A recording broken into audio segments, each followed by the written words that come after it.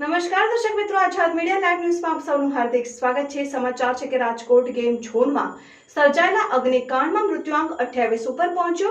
Police દ્વારા game ઝોનના માલિક તેમજ 2 મેનેજર સહિત 3ની ધરપકડ કરવામાં આવી। ગત સાંજે રાજકોટના કાલાવાડ રોડ ઉપર આવેલ ટીઆરપી ગેમ ઝોનમાં બાળકોનો કિલ્લોલ અચાનક ચિચિયારીઓમાં પરિવર્ત્યો। અચાનક ભભૂકી ઉઠેલી આગે જોતજોતામાં વિકરાળ સ્વરૂપ ધારણ કરતા આખો મોલ અગનજ્વાળાઓમાં લપેટાઈ ગયો।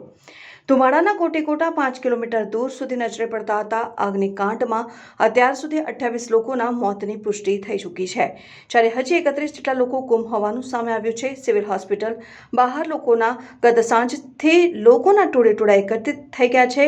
કોઈ પોતાના પુત્રને શોધી રહ્યું છે તો કોઈ બાળક તેના પરિવારને, તો બીજી તરફ મૃતદેહો લેવા માટે સ્વજનોની લાઈનો જોવા મળી।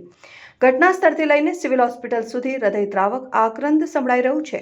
રાજકોટમાં સર્જાયેલા અગ્નિકાંડના પ્રત્યાઘાત સમગ્ર રાજ્યમાં પડ્યા છે, જ્યાં રાજ્યના તમામ શહેરોમાં લાગેલા મેળાઓ તથા ગેમ ઝોન બંધ કરવા આવી રહ્યા છે।